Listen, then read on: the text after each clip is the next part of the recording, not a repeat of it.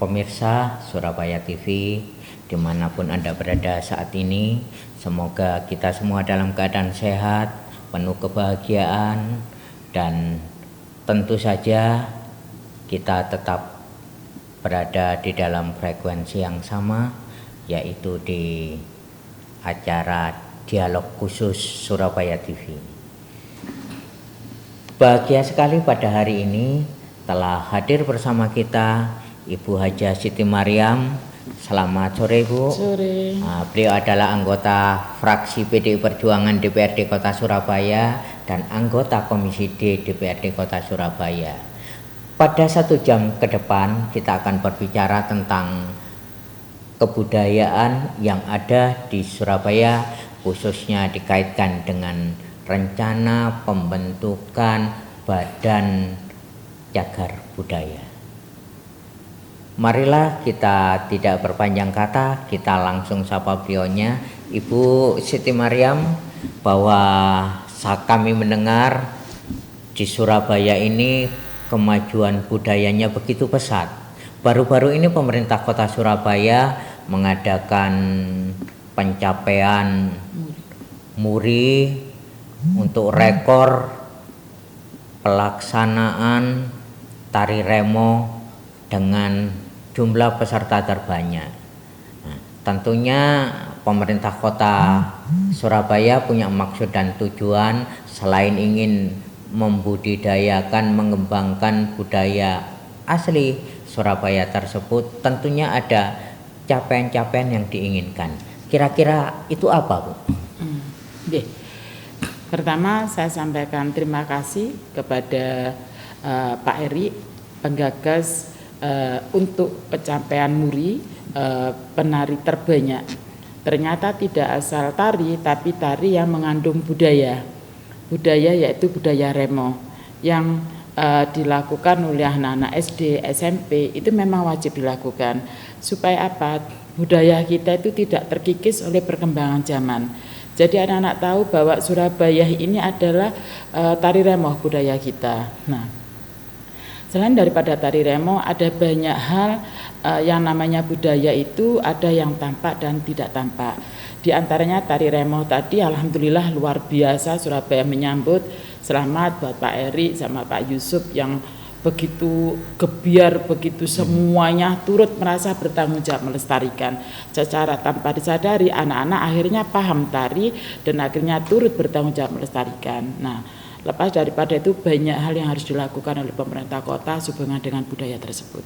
Ya, ini menarik sekali, Bu. Ketika kita ikuti acara tersebut, ternyata acara yang begitu spektakuler bisa dilakukan dengan biaya yang sangat minimalis karena tidak ada yang memberatkan. Ternyata untuk urusan budaya, ketika para murid-murid atau siswa dari sekolah mengadakan kegiatan tersebut dengan pakaian tanpa dipaksakan untuk beli, kemudian tidak ada lagi pungutan-pungutan yang lain, tetapi mereka menggunakan baju apa adanya, tampil ternyata juga memukau. Nah, ini sungguh suatu prestasi yang sangat luar biasa. Nah, kemudian Ibu, seperti yang tadi Ibu Siti Mariam sudah sampaikan, bahwa sebenarnya Surabaya ini kan bukan hanya persoalan tari yang tampaknya mengemuka. Akhir-akhir ini banyak sekali dilakukan eksplorasi bahwa ada sebetulnya ritus-ritus atau ritual yang menjadi kearifan lokal masyarakat. Apakah itu seperti sedekah bumi di daerah Surabaya, selatan barat, kemudian di utara di daerah Kenjeran ada Petik Laut dan sebagainya. Ini kira-kira apa yang dilakukan oleh pemerintah Kota Surabaya untuk bisa mengembangkan ini bisa menjadi objek destinasi wisata, Bu? Apa yang kira-kira sudah dilakukan dan yang akan dilakukan oleh pemerintah Kota Surabaya? Oke. Saya sampaikan juga terima kasih sebanyak-banyaknya kepada warga yang telah turut melestarikan budaya kita. Di antaranya sedekah bumi, ruatan, dan yang lainnya itu memang terkenal di wilayah barat dan beberapa wilayah lainnya. Kalaulah dulu itu gotong royong murni oleh warga. Jadi bentuk tarian, bentuk apa itu ogo-ogo, terus bentuk apapun gitu itu murni itu gotong royong. Tumpeng besar-besar itu ya Bu, yang diarah itu. Iya, termasuk segala aktivitas yang ada di sana. Sedekah bumi tidak hanya dengan ludruk, wayang, ada pengajian, ada hal-hal yang lainnya yang membuat kelihatan guyup gotong royong masyarakat. Ini luar biasa. Sampai ribuan terima kasih. Dan pemerintah pada saat itu belum bisa menyentuh harus bagaimana untuk membantu sesuatu yang sangat baik ini. Nah, alhamdulillah kami dari fraksi PDI Perjuangan yang pertama kali menggetolkan supaya pemerintah turut hadir ikut sumbangsi di dalam melestarikan budaya tersebut. Alhamdulillah sekarang sudah ada sentuhan dari pemerintah kota. Itu insya Allah kurang lebih 50 juta di dalam kegiatan ritual sedekah bumi. Nah, kalaulah sedekah bumi tadi dibagi, kalau 50 juta di dalam satu kelurahan, padahal di wilayah barat itu per RW nggak cukup itu Pak Nanang. Nah, karena nggak cukup itu, sedangkan dalam satu ritual itu luar biasa banyaknya. Nah, tapi kalau diberikan di tengah kota juga nggak kepakai karena hanya kan tidak semuanya ya untuk di Surabaya ini. Ya. Maka di dalam naungan Disburparta itu bagi yang mengadakan sedekah bumi itu bisa mengajukan ludruk yang nilainya sangat tinggi, juga campur sari yang lainnya dengan catatan dia adalah yang yang menyelenggarkan maupun yang melakukan kegiatan itu termasuk ludruk adalah berKTP Surabaya. Ternyata luar biasa ludruk Surabaya nggak kalah dengan ludruk-ludruk lainnya. Luar biasa antusiasnya warga, permainannya juga profesional. Jadi layaklah kalau Surabaya ini sangat luar biasa gotong royongnya, pemerintah juga turut hadir membantu. Lepas daripada itu juga ada banyak yang harus kita perhatikan selain daripada sedekah bumi termasuk buruh tadi ada banyak hal yang lainnya. Ya Bu.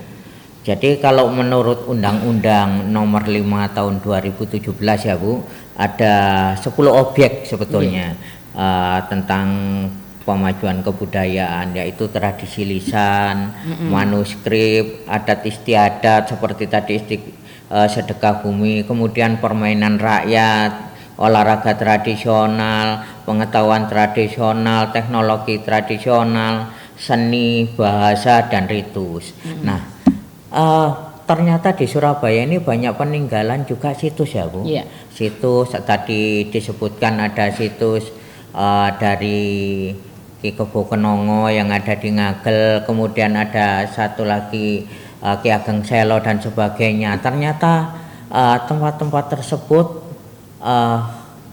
banyak sekali ditemukan di Surabaya. Dan ini sangat menarik Bu, karena apa? Karena ternyata Surabaya di tempo dulu ini merupakan satu tempat yang sangat strategis. Apakah itu di zaman pemerintah kerajaan, kemudian di pemerintahan kolonial, seperti yang belum banyak diketahui oleh banyak orang.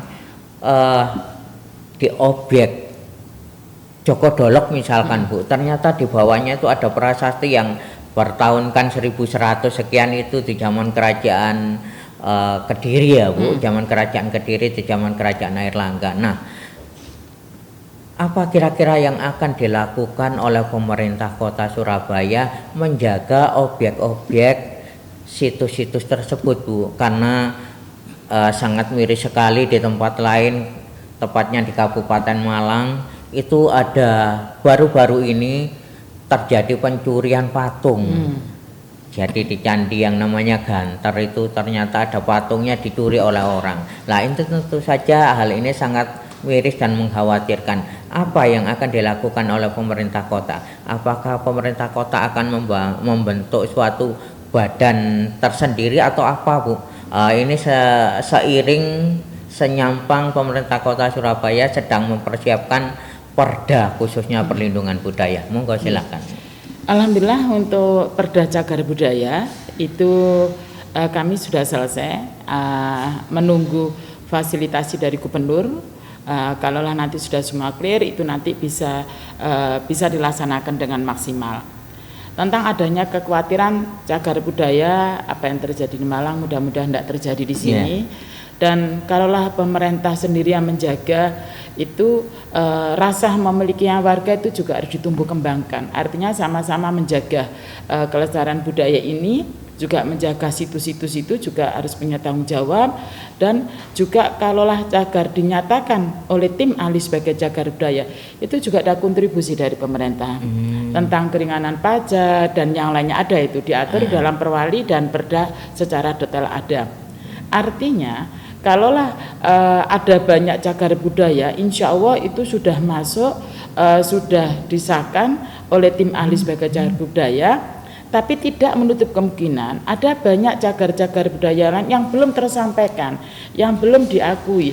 Maka itu adalah harus Disbuparta menyampaikan atau sosialisasi ke tingkat kelurahan, kalaulah ditemukan atau diperkirakan, diprediksi itu sebagai situs cagar budaya, disampaikan. Nanti akan turun tim ahli, oh ini benar sebagai cagar budaya, ini layak lah. Di situ nanti perhatian pemerintah akan lebih maksimal lagi. Nah, kalau sudah ada cagar budaya, pemerintah sudah membuat sudah diakui sebagai cagar budaya, juga ada temuan-temuannya masih dalam penelitian, itu nanti juga termasuk peneliti itu di Mojokerto. Apakah benar batuan itu sampai ke sana? Insya Allah yang lebih mendetail itu adalah dari tim ahlinya. Kalau sudah semuanya terbentuk, alangkah indahnya kalau segera mungkin dibentuk badan pengelola cagar budaya. Alhamdulillah perda kemarin memunculkan adanya pengelola cagar budaya. Karena cagar budaya itu tidak hanya milik pemerintah, tapi juga milik masyarakat pribadi. Tapi itu sudah menjadi cagar budaya. Lah bagaimana pengelolanya? Bagaimana bisa menjadi yang tadi disampaikan Pak Nanang tentang wisata? Itu ada di Jogja sama di Semarang. Itu ternyata dibentuk badan pengelola tersendiri. Bagaimana pelan bisa kerjasama dengan para LSM, Begandring contoh, dan LSM-LSM yang lain, juga bekerjasama dengan pengembang, termasuk perusahaan-perusahaan yang besar. Bagaimana turut melestarikan di sana. Lah siapa yang mengelola itu? Otomatis oleh pemerintah, nanti membentuk badan pengelola bekerjasama dengan yang lainnya. Nah itu belum, karena nanti sebentar lagi mudah-mudahan tidak lama lagi Surabaya mempunyai badan pengelola. Kita doakan supaya nanti hasil maksimal. Iya Bu, berkaitan dengan rencana disahkannya disahkannya perda cagar budaya yang di dalamnya ada amanat untuk membentuk badan cagar budaya, saya jadi teringat bahwasannya seperti yang Ibu Mariam sampaikan, di Surabaya ini alhamdulillah banyak sekali komunitas-komunitas yang peduli terhadap budaya. Tadi disebut ada Begandring dan macam-macam. Nah, ini untuk para mereka yang terlibat langsung di dalam budaya, seperti para penjaga situs, kemudian para seniman, misalkan jaranan, seniman yang lain-lain, ludruk, kemudian ada juga tenaga penyehat tradisional yang kalau zaman dulu itu saya masih ingat dengan disowok saja sakit gigi itu bisa sembuh ya Bu. Nah itu apakah mereka semua ini nantinya kalau ada undang-undang cagar budaya, kegiatan-kegiatan mereka ini bisa disupport oleh pemerintah kota Surabaya? Insya Allah kalau cagar budaya sendiri sudah dinyatakan sebagai cagar budaya, itu ada pemerintah hadir juga memberikan support, punya tanggung jawab bersama. Tapi kalau untuk menjaga kelestarian yang terutama tadi jenengan sampaikan tentang kegiatan-kegiatan anu remoh, ludruk, terus jarang kepang yang lainnya. Nah, di masing-masing lembaga itu tentunya harus membuat akte pendirian. Nah, nanti akan tercatat oleh Dispeparta. Nah, begitu ada sedekah bumi, ada pengajuan yang sama-sama untuk guru budaya, dia menginginkan ludruk, dia menginginkan campur sari. Lah, disinilah peran pemerintah untuk hadir di mana di RW atau kampus tersebut mengadakan sedekah bumi. Di sinilah nanti dihadir. Lah, bagaimana dengan apa itu nominalnya, bantuannya, bentuk budaya tadi yang disampaikan yang diharapkan. Karena selama ini belum pernah ada. Jadi banyak manggil dari luar dengan nilai yang begitu jutaan banyak sekali. Jadi masyarakat karena itu merasa apa ya sudah menjadi tradisi, nggak merasa keberatan. Tapi kalau di nominal itu banyak. Nah, dengan adanya pemerintah insya Allah memeringankan warga sekaligus punya tanggung jawab yang sama. Jadi insya Allah nanti kalau memang ada lembaga-lembaga yang atau pendiriannya harus ya karena ya semua itu kan harus secara administrasi kan juga harus tersampaikan juga gitu. Tapi insya Allah pemerintah hadir di sana dan akan bantu maksimal. Jangan sampai situs-situs hilang, budaya kita hilang. Belum ada beberapa titik diantaranya THR itu kan. Nah, tuh. Ya Bu, jadi rencana pemerintah Kota Surabaya saya perhatikan begitu mulia. Nanti ada THR yang akan dijadikan pusat budaya Surabaya dan banyak tempat lainnya, termasuk yang sudah ada di alun-alun Surabaya sebelah ini. Nah, tentu saja itu butuh peran serta dan dukungan masyarakat. Apa pesan Ibu kepada para masyarakat kaitannya dengan budaya ini dan kaitannya dengan rencana disahkannya undang-undang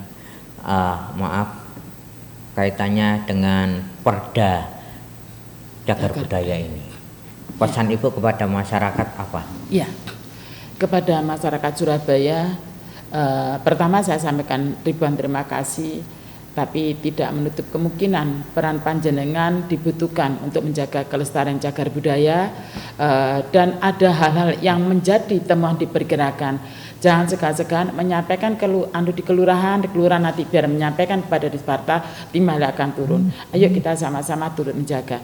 Alhamdulillah salah satu contoh yang sudah benar-benar perjuangan yang begitu lelah tapi ternyata bisa wujud yaitu Cikal Bakal Surabaya tak lepas dari peran yaitu Eyang Sawunggaling, Raden Sawunggaling.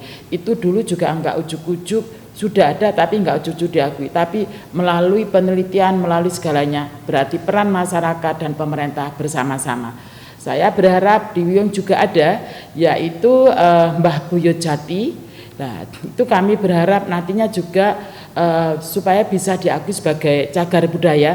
Sekarang nanti ada perjalanan yang harus dilalui, mudah-mudahan tidak lama lagi di Wiyung, dan kalau ada di Lakar Santri, di Lidah Wetan, dan di Wiyung ada, tidak menutup kemungkinan di tempat-tempat lain ada. Di sini saya sampaikan pesan kepada masyarakat, kalaulah kiranya ada sesuatu hal yang diperkirakan, sampaikan kepada kelurahan supaya kita turut menjaga sebagai kelestarian alam, sebagai kelestarian budaya, karena itu adalah sesuatu leluhur kita, wuri-wuri budaya kita, supaya untuk anak cucu tahu dan paham bagaimana budaya kita. Insya Allah ayo kita jaga bersama. Matur nuwun. Matur nuwun. Terima kasih Bu Maryam. Para pemirsa, dialog ini begitu sangat penting, begitu menarik, begitu interaktif, tetapi pada akhirnya kita harus berpisah juga karena waktu yang terbatas. Namun yakinlah bahwa ini bukan yang pertama kali kita akan melakukan dialog khusus, tetapi masih bisa kita ketemu di sesi-sesi berikutnya, tentu saja dengan topik dan tema yang lebih menarik lagi. Oleh karena itu tetaplah bersama kami, tetaplah bersama Surabaya TV di channel 35, dan kita sampaikan terima kasih atas perhatian para pemirsa. Terima kasih untuk Bu Maryam. Salam sehat selalu, salam Surabaya TV.